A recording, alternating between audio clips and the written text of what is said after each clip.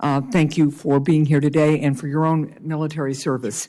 And just a note to my colleague from North Carolina, a lot of us have been working hard on reform at the VA for a long time and agree that there need to be changes, but that is not what my line of question is about.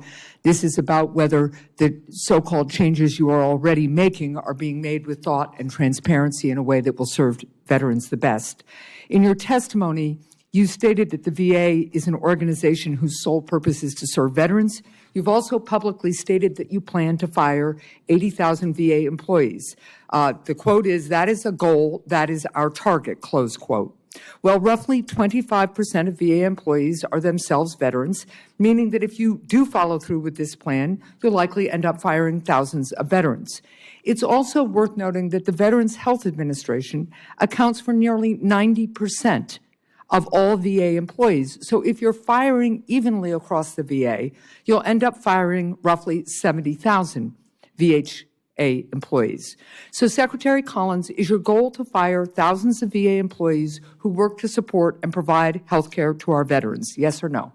My goal is to make sure that veteran care is done in the best possible way, and putting numbers in place that, of course, you have no blueprint for is not helping any veteran in this room.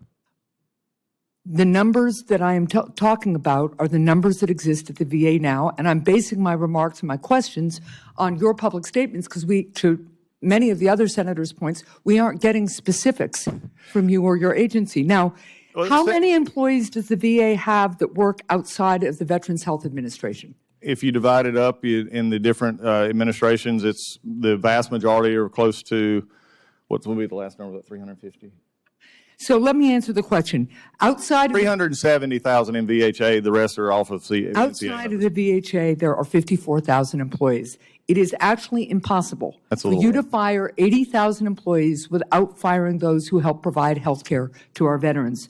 And I'm disappointed that in all this back and forth, you seem to be trying to hide that. Senator, can I ask a question? I mean, I just want to respond to this because I have a question for you. My goal is to actually take care of veterans' health care. And when you look at an interior designer in a hospital, is that actually taking care of health care? I don't think so. Those are the kind of positions we're looking for. And you have multiple duplicity of stuff. My point is this. If there are a few hundred here and there, but you are talking about 80,000 employees, 54,000 employees work outside of VHA. So you're going to have to you are taking a meat cleaver approach.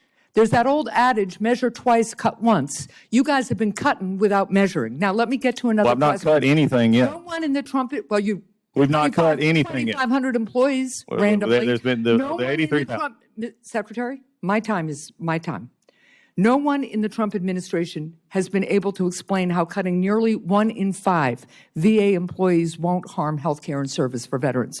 In fact, just last week, the VA's head of clinical services, the top doctor in the entire VA, came before this committee and stated that he has not been involved in any discussions about how firing 80,000 employees would affect veterans' care. And he had not seen or been provided any analysis as to how these planned firings might affect care for veterans. That is the VA's head doctor, the person in charge of primary care, emergency medicine, surgery, mental health, etc., saying that no one from your team has even bothered to once ask him whether firing 1/5 of all VA employees would make health care better or worse for our veterans. So, Mr. Secretary, why haven't you asked the VA's top doctor whether you plan to whether your plans to fire 80,000 VA employees would harm health care for veterans? I will not speak for anyone else who gave that testimony, but I will say this, in VHA, VBA, and NCA, they all have working groups. They all have it. The senior leadership have been working on this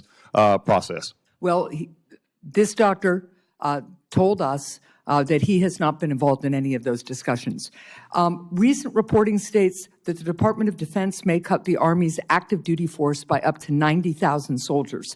To cut the force by that much, we could reasonably expect that thousands of soldiers will end up leaving active duty and returning to civilian life, meaning that they will lose their military health care and will almost certainly turn to the VA. How is the VA preparing to care for those soldiers, and how does firing 80,000 employees support that preparation? Again, the interesting part is they will be taken care of as every veteran who's earned the benefit going forward. I cannot state this enough, and we can continue this process with everybody who wants to ask, and I get it. But there's not been 83,000 people targeted for firing. There's been a goal to look at our restructuring and putting 15%. It's a nice talking point, Mr. but we've not done it yet. It's your talking point. It's 15%. It is your talking It is our point. goal. We're quoting you saying that's the goal. It is our goal. Now, okay. The goal is not a Do fact. you want to reach your goal or not? Because the goal is not a fact. Most people, when they state a goal, decide they'd like to reach it. If you don't want to reach 80,000, revise your goal and tell us what you want to do. Talk to us about the analysis you've performed. You've got a lot of knowledgeable people, both sides of this aisle. Both sides of this aisle want to serve veterans. It is our primary honor and privilege as Americans to do it. And we are asking to engage with you in a way to reform the VA, improve care, but make sure that health care and those services are there for veterans. And just tossing out big numbers and cutting before you're measuring is not the way to do it. Thank you, Mr. Chair. Senator Cassidy.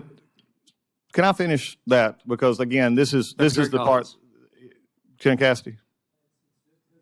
Secretary Collins. Yeah, I mean, this is the problem that we have. And this is the problem that I saw when I was in Congress. It was a problem that I've seen everywhere. When we go into something and you look at it, you have to go in and look at the process to start with. You start with a goal, you start with what you're looking for, and then you use the data that you find from your organizations to make the best choices you can without a meat cleaver approach. But when you also start with the premise that is not true, a premise that is not going to affect, and basically saying things that we're not looking at, because I'm not sure how we get around the fact that we're not cutting, the primary health care of people who are getting it or cutting their benefits. That is not helpful in a collaborative process to say, are we working? The question I have is, the VA is not working in the way that it should work. I am trying to get it to a point where it can work for all veterans, and the workforce is a part of that. So, I mean, some think the VA is working undoubtedly, as I've heard this morning. It was perfect before this year started. That's not true. And, Mr. Secretary, that is unfair to the members of this committee, and you need to stop characterizing it that way, because that is not what a single person on this dais thinks. Senator Cassidy. So, Mr. Chair, I'm just going to say one more thing here. I am eager to engage in real numbers and non-magical thinking here. But this witness and the VA cannot have it both ways. They cannot set out a goal and then get angry at us for asking what the impacts of that goal and those cuts would be. Thank you. Senator.